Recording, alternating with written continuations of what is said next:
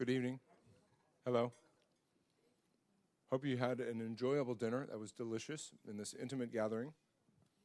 We're absolutely thrilled to complement your dessert and coffee with a great discussion between two very, very distinguished people.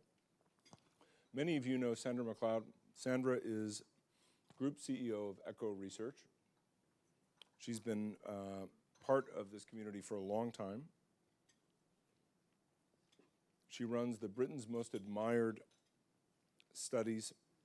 She's the director of Reputation Dividend that really looks at the whole purpose of reputation and the importance of it to our community. She will be the moderator and discussion facilitator for Helle Bank Jorgensen, who we heard from today with some great input in the discussion. She's really known for her focus on sustainability, climate change, and ESG advisor to boards. And as we all know, boards can be a bane or a benefit. And it really depends on the quality of the board and the understanding of the board's role versus the management teams and what they're looking for from their organizations. She's really worked with hundreds of world-leading companies, including IKEA, Nike, Shell, Unilever, both in Europe as well as globally. She developed the Competent Boards Certificate Program to make sure that our board members know what they're doing, which is often an assumed thing and not a qualified thing, which I think is a great requisite for boards to achieve, to make sure that they're fulfilling their goals. And she spends a lot of her time engaging us as well as other business leaders. So I'd like to introduce both of them to come up and have a discussion on what our boards are doing and why they're so important to our organizations. So, over to you. You have your mic. Thank you. Hopefully we're on. We're on? I think we're on. Hopefully you can hear us. 1, 2, 3, yeah. Yeah. I think it's great. I have a house in France. I live in England, sadly, but I also have a house in France. And the one thing they do they do many things in France. Well, some things not so well. One thing they do in France really, really well. By the time you've had your main course and so on, you get to the dessert, and you're not sure which dessert, which coffee. They have something called le café gourmand. And le café gourmand is extraordinary that it hasn't been exported out of France. It's you get your little mini coffee and you get a little bit of everything you've just had, or other people might have had for dessert, so a little taste. And I think that's probably what Helle and I are doing now, because we are going to go through a little bit of what we have touched on during this afternoon and more, which is exactly what a café gourmand has to do for you. So with that, managing expectations, I just thought I would recap where we were at the beginning of our afternoon. And I can't begin to pronounce his last name. Mark, I know you tried to train me. I will just say Jan Peter started us off with talking about what on earth is happening, yeah? And with a very articulate, coherent, just wonderful round the world of both the strengths, the weaknesses, the challenges, but also the opportunities. I was very depressed in the first half, and I got very optimistic by the second half, and I loved him by the end of it. So just a great speaker. But he touched on many, many things, and I think one of the things is actually what is challenging leaders to do better, yeah?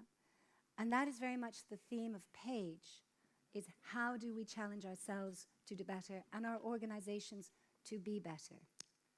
So I'm coming back to our Café Gourmand. I'm going to bring this all back together again with Helle shortly. So I think really touching on this topic of leaders and the role of leadership, I want to start off really by having Helle talk to us about really your journey, Helle.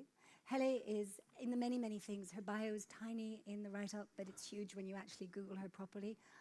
You've done many, many things. You're an innovator. You've done extraordinary things. The first integrated report, the first green report, all sorts of things. You've challenged, you've innovated, you've created You're amazing.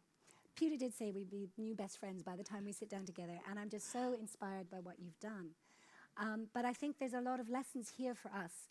Now, you are a trained accountant, partner at PwC US Europe for 11 years. 19. 19 years. But an accountant, a lawyer by training.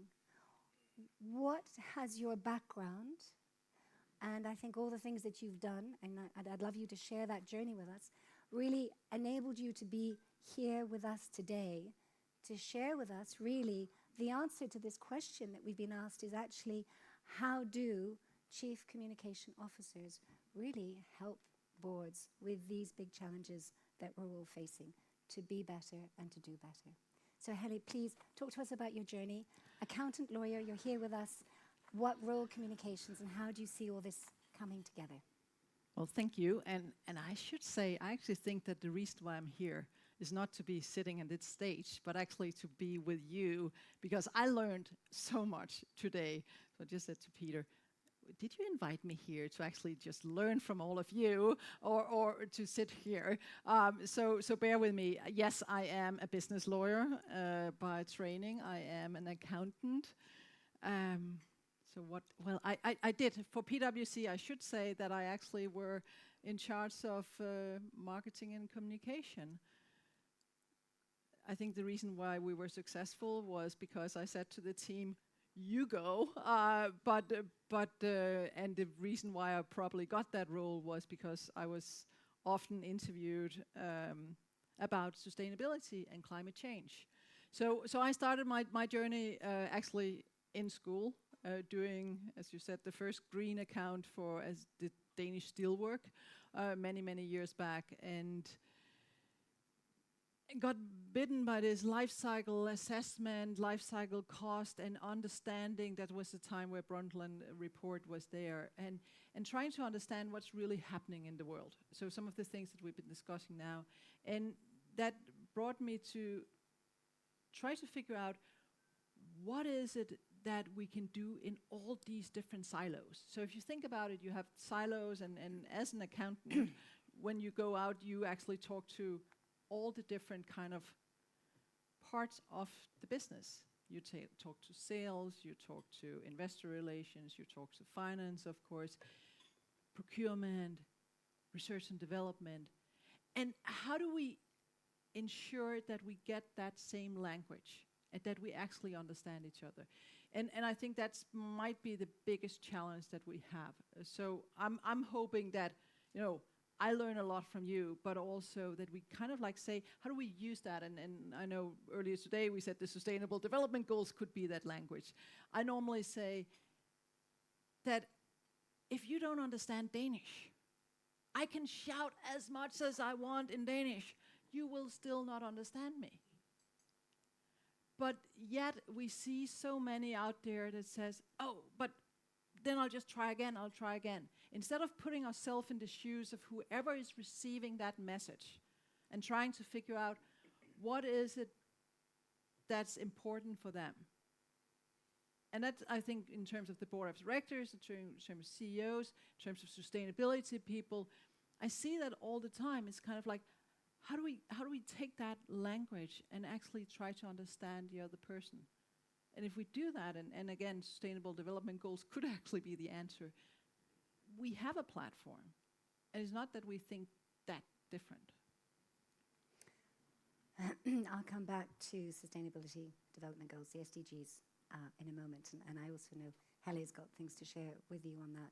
But I think before we get there, if I can just maybe stand back perhaps a bit more generally before we get quite specific in that area. Mm-hmm. I think there is this just expectation of just better behavior, a higher order of engagement.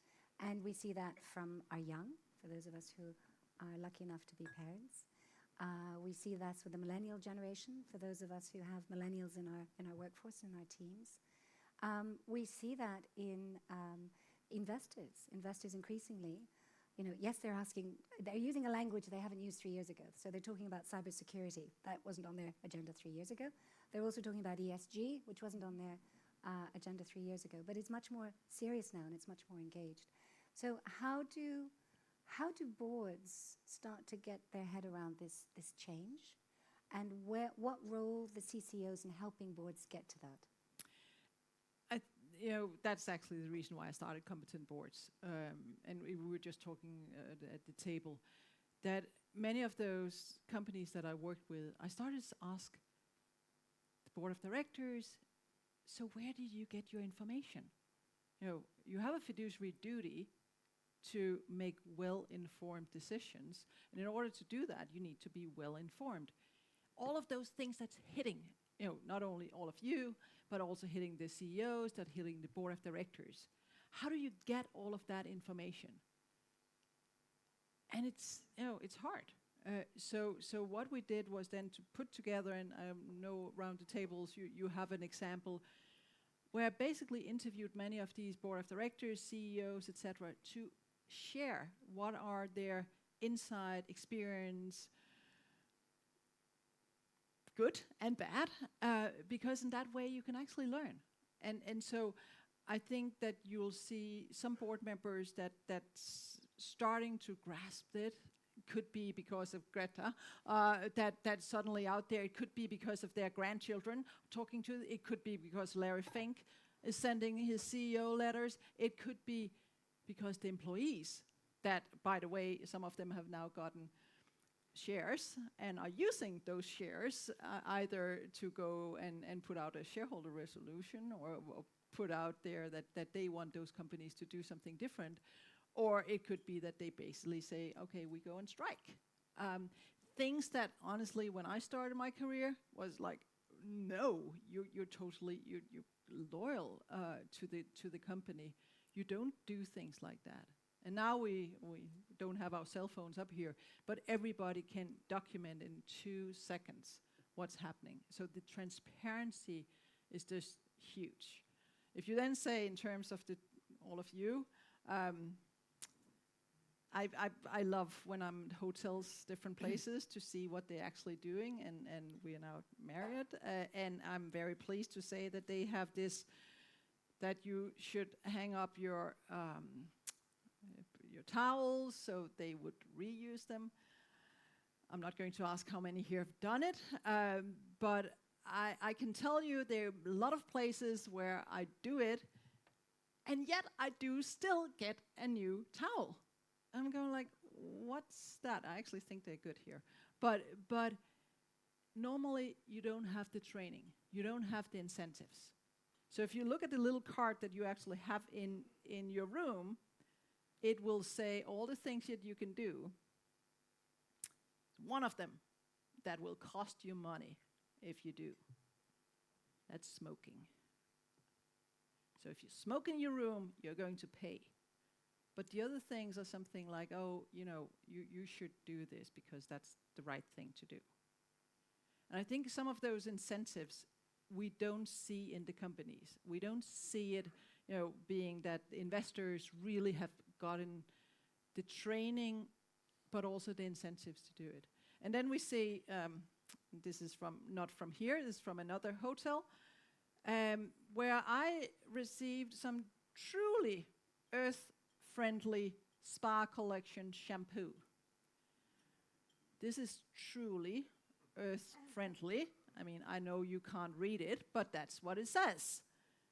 It does not say anything about the plastic that it's put in. If it's, does not say, bring this home with you so you actually can use the rest of it.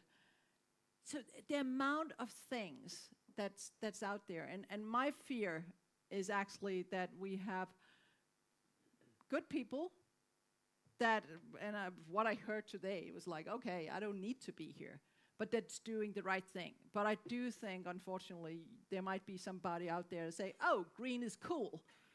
Let's just put something on, and because you don't really believe me anymore because of all the greenwashing, let's just say it's true, right? It's truly. And what happens is that I go like, oh, really, right? And if I do that, who else will then start saying, okay, why are you doing all of this? It's greenwashing, it's blue washing, it's SDG washing. So I think this transparency and actually not only talking about it, but doing it and getting it into the incentives. That's key. And I think that's your role. I mean, kind of like really to start not just talking about it and putting out all this, but really how do we live it into not only the only organization, but to the whole value chain and engage, customers, etc. There was a time where we could say, trust me. That was back when I think Shell had their with Brent Spar, and we were all like, oh, you mean, but trust me on these issues. And then it comes to, well, convince me about that it's right. Then it came to show me, where kind of like, okay, put the camera up in the factory so I can see that it's not child labor or anything else. But I think we now in kind of like it's engage me. I need to really be part of it in order to truly believe that this is happening and that I can, engage in that product. Which is a challenge on the communication side. And again, we'll come back to that one. We touched on quite quickly the interviews that you did. I think you did over 50 interviews with global leaders, the Paul Polman. I know was one very significant one, but the Paul Polmans of this world, around the world.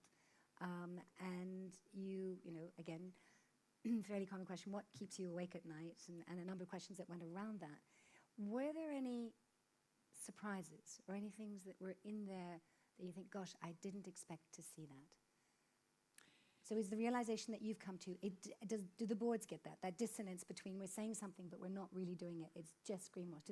Is that at the board level, or is that starting to come through? Oh, definitely. And I think that is, again, perhaps one of the roles, right?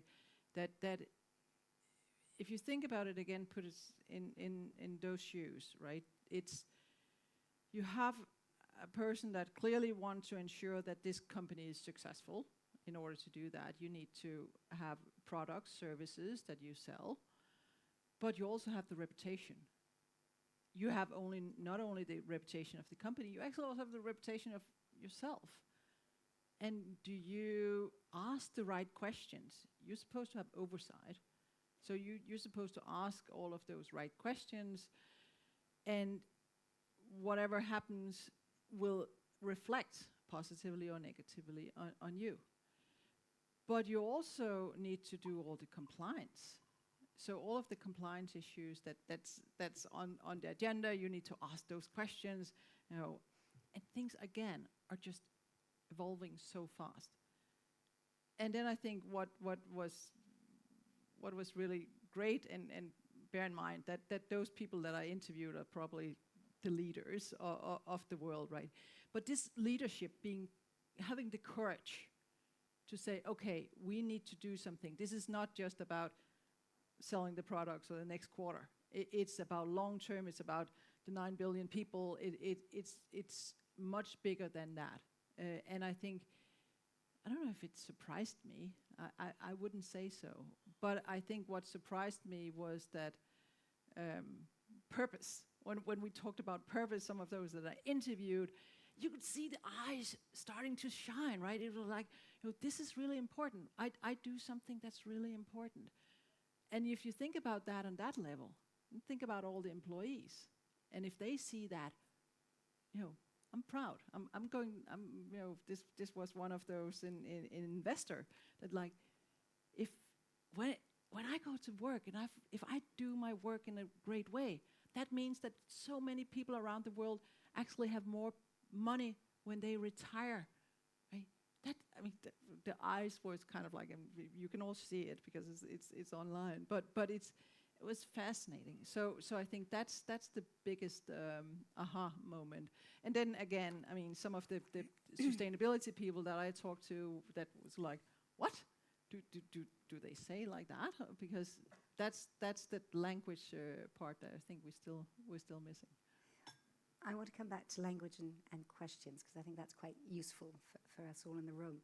And I don't mean to pick on you, Miguel, but when you're in the Unilever days, I remember the whole sustainability living plan, and people saying, well, it's only a few products, it's not all products, it's only certain products, and it's not necessarily delivering the value that investors were looking for. So investors still had a question mark saying, is purpose really worth it? There was a press release a couple of days ago from Unilever, and I just printed out, and the headline is, Unilever's purpose-led brands outperform. And it said, sustainable living brands within Unilever are growing 69% faster than the rest of the business and delivering 75% of the company's growth. So it is a commitment. It wasn't going to be instant, and I know there were many quarter after quarter in the early years, investors questioning that. And I was interested in your competence board framework, and you've got the courses outlined. One of the questions you ask is, can purpose deliver value? And I've had people ask me saying, well, purpose for us is a cost. All the things we're going to stop doing and we're not going to do anymore, and it's going to cost us. So how do you help organizations think about that and address, maybe raise the questions that need to be asked around that? I think what you're seeing around is like those that think that this is a cost have not really gone to this is the heart. It's the heart of the business, right? And if you don't have that, you're probably not going to be successful in the long run. And you will not. I mean, think about the younger generation. They go to work with the values. They go to work with want to have a purpose, etc. So I think that you will see a lot of the companies that's struggling with the purpose need to go a little bit back. But how many starts a company? Oh, I want to start a company to make money. I mean, most companies have been started because there's something that's missing, right? I started competent boards because there's nothing out there, right? And okay, if nobody else is doing it, I need to do it.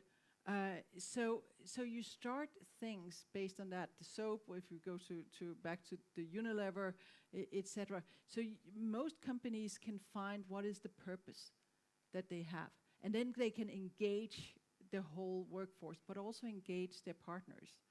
And I think, in my view, it's when we get to the circular economy, when we get to the sharing economy, that's going to be the fascinating part in terms of,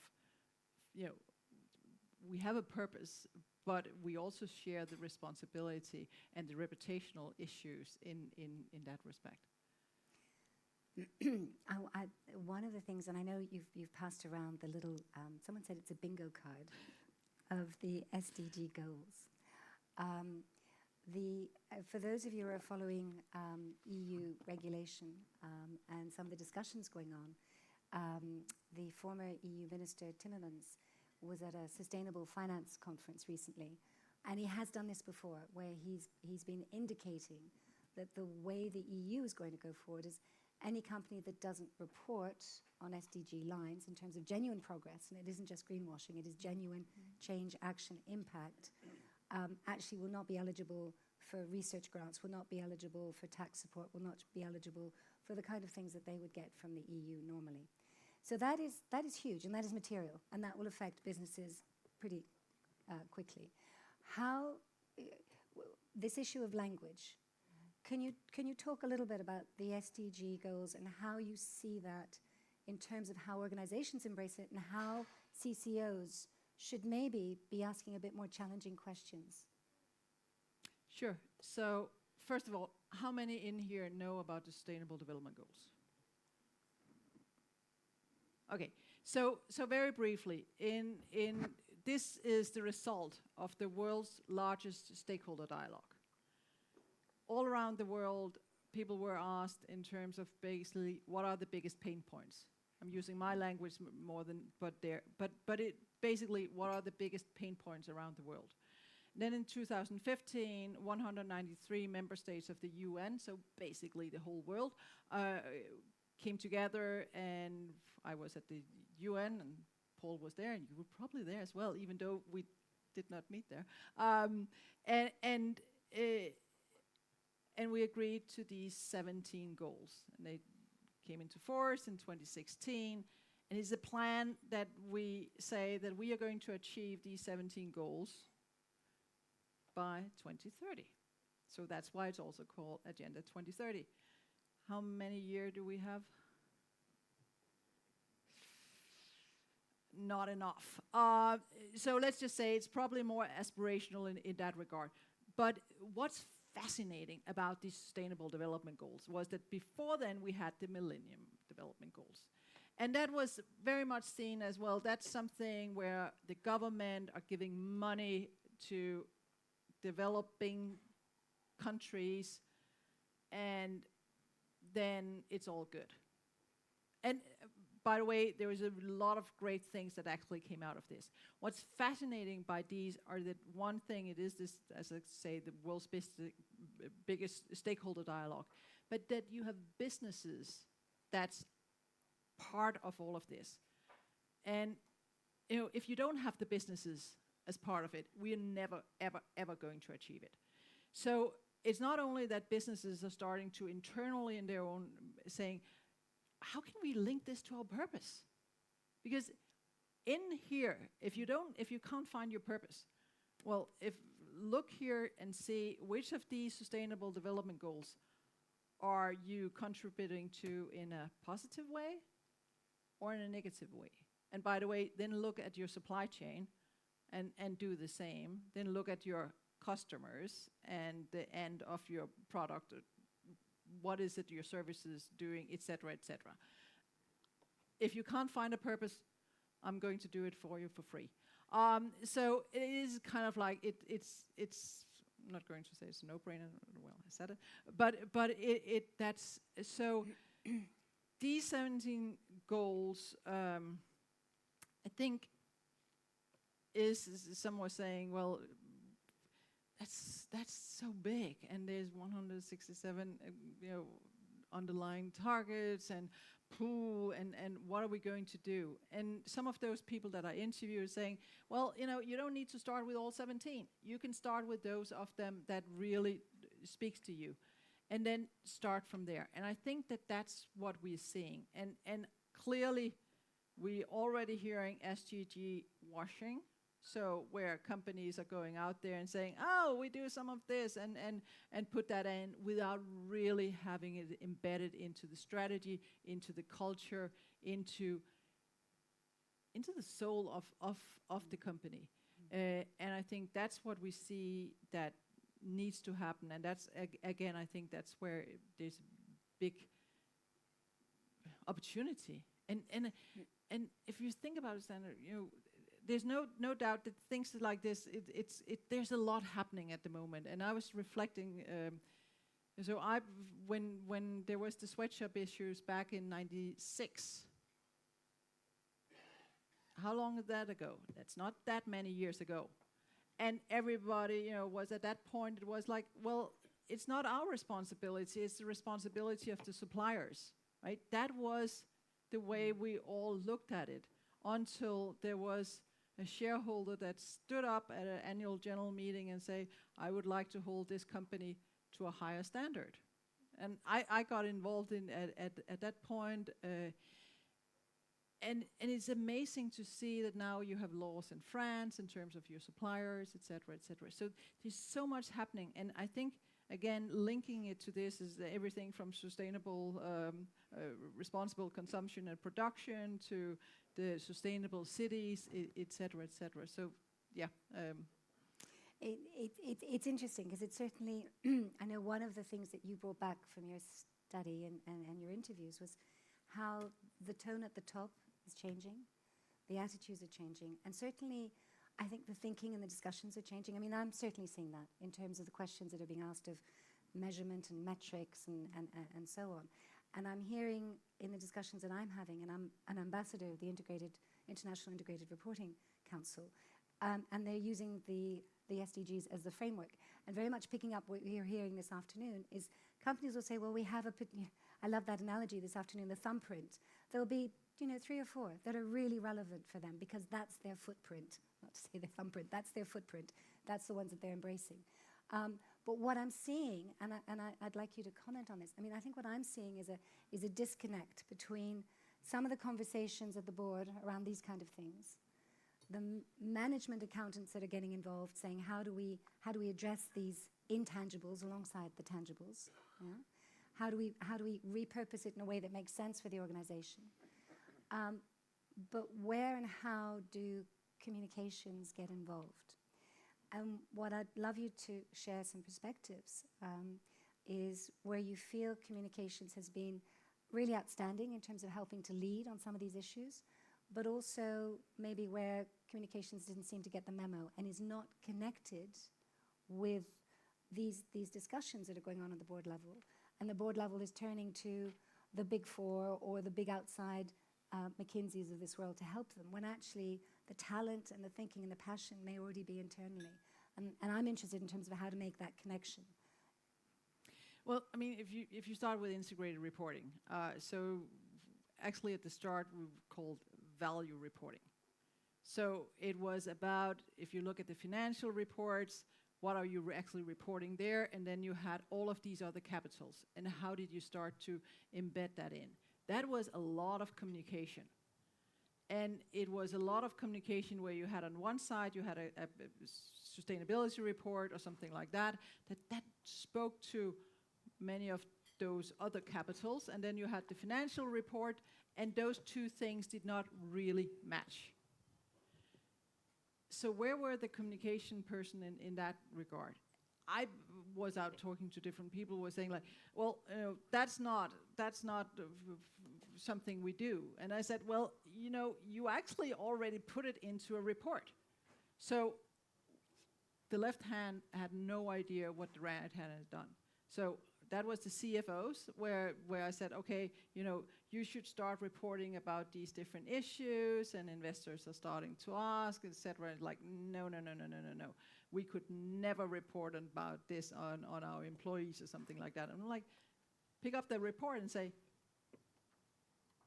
it's right there, right? And they did not know that.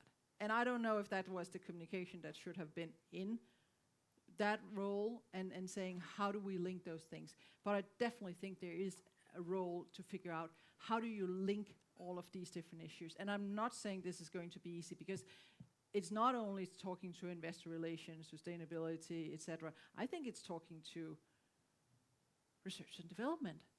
When we are producing the next product or the next service, how is that going to look like? How are we going to communicate about that? What is the purpose of that?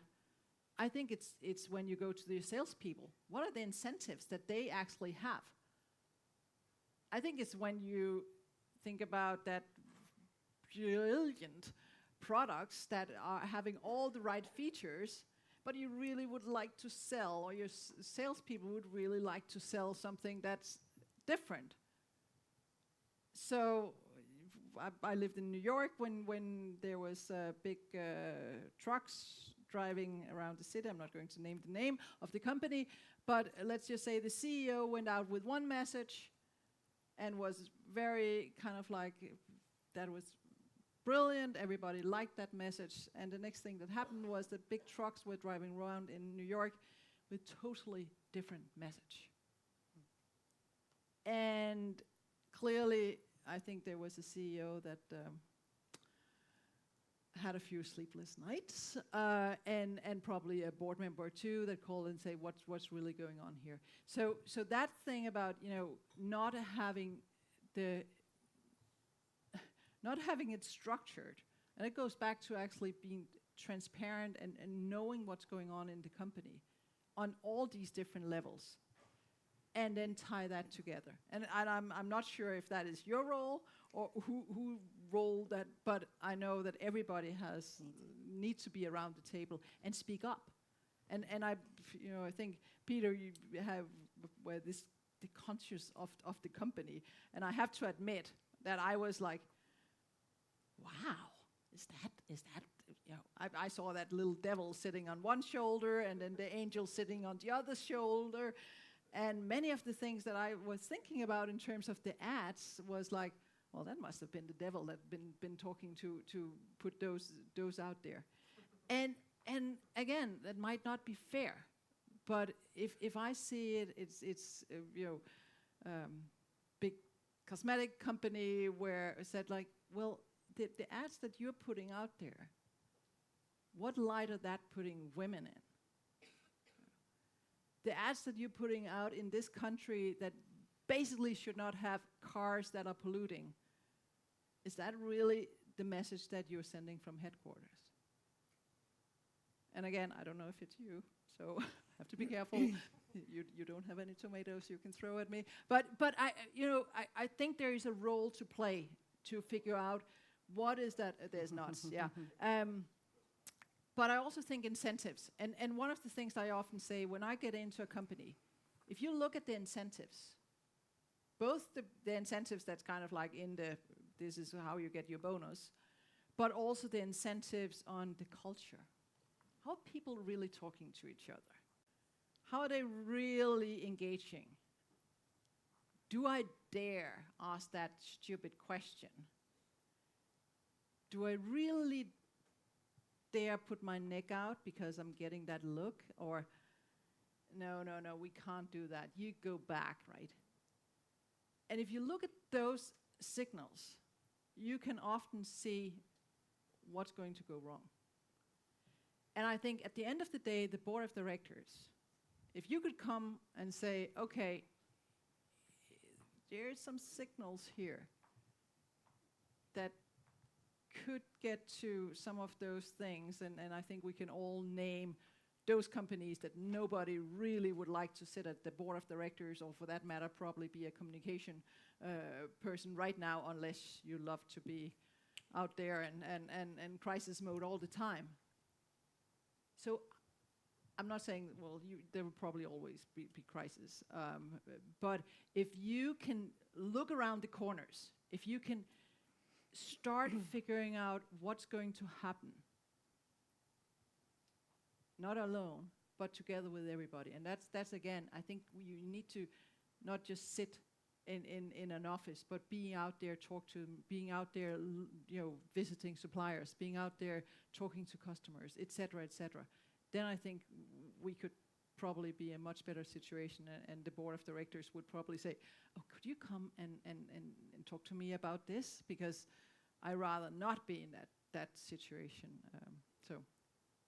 Thank you, Helle. Thank you. I'm mindful that some of you may have some questions for Helle, so please, if you can identify yourselves. First, thank you very much for being here. Thank you for sharing all this with us. Very thought-provoking. My name is Jim O'Rourke. I'm an academic. I'm a professor of management from the University of Notre Dame in the USA. Since we're here in Amsterdam, which is the home of the Global Reporting Initiative, I'm wondering what your thoughts are about the GRI and structured control about reporting and auditable tracks. I know there's still some controversy about this. Do you favor a structured, required approach to this, or do you favor each to his own? So just for your information, those of you who are here Friday morning, Tim, the CEO of the GRI, is going to be here because I'm going to interview him. But apart from that, so the Global Reporting Initiative was started. Now we also have SASB out of, so in the US, Global Reporting Initiative, GRI, was started actually in the US and was then moved and now have its headquarters here in Amsterdam. It's very much looked at from a stakeholder perspective. What is it that stakeholders would see as the things that they would want to know about, and what's material from the company, and report that. It's a different form of materiality than if I'm talking as a financial or your investor relation or your financial people. Then, and it was put in place, and many companies look at it as like, oh, I need to do all of these different things. If you really read it, it's about what is material, and it's the transparency of it. The SASB, so the Sustainability Accounting Standard Boards, out of San Francisco, they very much look at what's material from in different industries, but from an investor relation perspective. Then you have the integrated reporting that now sit out in London, and they don't really have, they say you need to report about these things, but they don't have a structure because they say you can use the GRI, you can use the SASB or the CDP. So CDP was called Carbon Disclosure Project, and that's actually where you report on all of these. Many of you probably do that. Then you have the Dow Jones Sustainability Index, ratings and rankings, million. I think in terms of your question, should the... Well, I don't know if I favor it. So I in Denmark helped in terms of when we started to actually put it into regulations that companies should report on environment and social and intellectual capital. And it was very, report on it without having a structure. That was also the EU and the directive for the EU. And you can say it's good not to have structure because then people can develop. But if you want to have a level playing field, if you want to compare, and companies, and especially the younger people and mothers, I would say, actually want to compare and see what company should I buy my stuff from, and that's more. It's getting more and more, and I'm actually surprised sometimes when I meet people and say like, well, yeah, I went in and looked at this website and this website and this website because I'm a judge of many of these ethical cooperation and other reporting, and frankly, there's not that many people reading the reports. But it seems as it's actually starting now to read the reports. I think we need to have a more structured form. I think, being an accountant by training, if I could come with a lot of things in terms of the accounting, but at least you go in and you compare. And if we are to put that in and have it audited, which I also think we need to, there need to be some kind of structure in terms of like, how do you measure these things? And somebody is saying that you only manage what you measure. So I don't know if that was... No, that's good. I appreciate that. Thank you. There are a lot of competing views, but I appreciate yours. So, I've got the mic. Not the butter, but the mic. No. So what I just wanted to reflect on was, sorry, Roger, but your last question, which is who would want to sit on the board and deal with some of these really complex issues? And one of the greatest privileges of being part of Page for me has been the notion that communications and the role that all of us in this room play can have an extraordinary impact on the future of business. And so, when you said that, my immediate reaction is me. And I don't know about anybody else in this room, but I do think that the power of our profession and what we do has extraordinary influence. And my sense when you said that, who would want to have to deal with this, suggests to me that we need more communications and we need more folks with the experience and business acumen that I think communications professionals have sitting on boards. Because actually, that's what's missing. I mean, I love, Jim, that you talk about compliance and governance and legal and audit, but we're overrun with that on boards. What we're missing is people to ask the most obvious questions, which is around reputation and the challenges that companies are going to face in the future in terms of an uncertain future around digital and technology.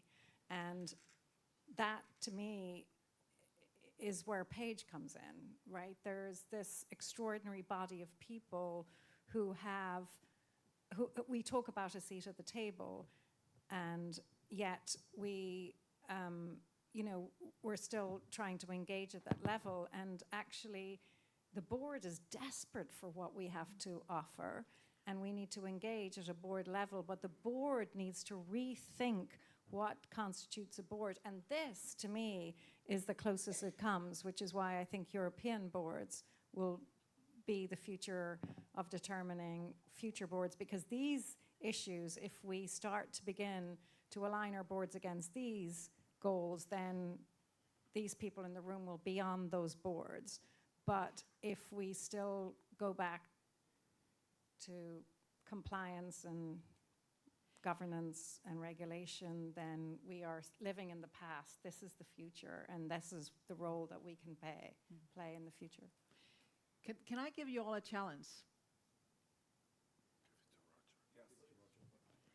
Okay, I think there's room for partnerships, SDG number 17, and I think the planet, the environment, needs a communication plan, needs a PR plan, and I think honestly, if people in this room went together, said, okay, I could also say, I need somebody to help me also improve this. But I think the planet, if we think about, how would you do if you sat down and said, okay, you got a new company you work for. It's called the planet Earth. And in order for that to succeed, you need to do all of these things and more. What would you do? Oh, you have the mic. Sorry, I was just deep breathing. I wasn't. I have a question to ask. Okay. Am I allowed to ask it? Can I Ask a just? question I or just you need answer a the question? sense from Mary and She Peter. wants to end it. No. I don't want to end it, but I'm mindful of Japanese time. I might have to commit harakiri because we're over 3 minutes late. But can I have a couple of extra minutes? 2 more minutes. Right. Okay. 2 more minutes. So yes, please. So I just think it's really interesting scenario, which is that in boards, particularly now, for example, in the UK, and I think the UK will set the agenda for a number of others to follow, are increasingly being asked to represent stakeholder opinions. Yeah. Whereas traditionally there were shareholders they had to speak for. So US companies tend to think of shareholders, but they're Delaware incorporated companies, and it's the way they look at the world. Whereas European companies are increasingly being asked to speak to the voice of the stakeholder. And I think that's a really interesting difference between a US and a European business. And what's really kind of coming to my mind is that boards are going to have to, in the UK at least, from next year, demonstrate how they are actively engaging with stakeholders. If I were an NGO, I would target the board members and not the CEO anymore. And I'd be interested in your thoughts on that. Well, and I can tell you it's fascinating. So one of the things we're talking about here is fiduciary duty. And most people out there would say, well, the fiduciary duty goes to either the corporation or to the shareholder. In reality, it is actually the US where you have that it goes to the corporation, the shareholders, and stakeholders. Singapore, I spoke at the Singapore Stock Exchange. Their code of conduct, you have to report in terms of the stakeholders. And it's comply or explain. Think about the King report from South Africa. I mean, you actually have all these places that you have to report, or not report, but you have in terms of the stakeholders, are your stakeholders, and you're not only there for the shareholders. So I agree with you in terms of, I think, but NGOs have been able to do that for a long, long time.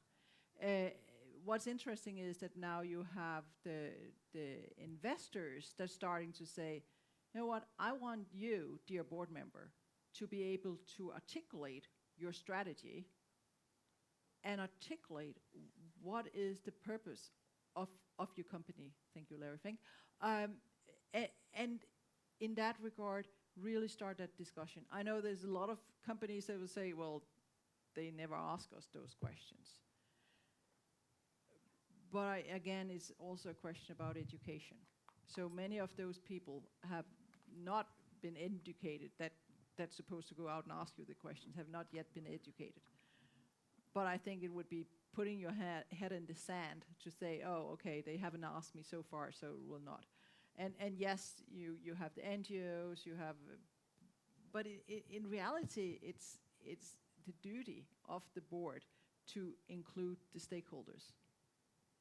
Apart from the U.S., but even in the U.S., you can argue it. Yeah. Roger, did you want to ask a question? Because I was going to go to the board place where Amer and Miguel And Miguel went. so I think we've covered it. Thank you. Fantastic. Well, I think, I think it remains for us all to be very appreciative of Helle's time and joining us this evening. Really tremendous. I think there's a lot when you hear boards worrying about stakeholders, when you hear boards worrying about reputations, when you hear boards worrying about how to be holistic and consistent, breaking down silos. Well, if that's not the role of all the leaders in this room, I don't know what that role is. I think that the role is huge, and I think the opportunity is significant, and I think that that door is open. Basically, I think hopefully a lot of takeaways for all of you here this evening. Thank you for being so patient with us. Thank you, and I hope you have a nice evening. Thank you, Helle. Thank you. So we didn't get away the prize. The prize. Do you want to talk about the prize? So we have 2 prizes. One prize is a pin for SDG number 17, partnerships. That is for the person who takes on the challenge on partnerships. Okay, there we go.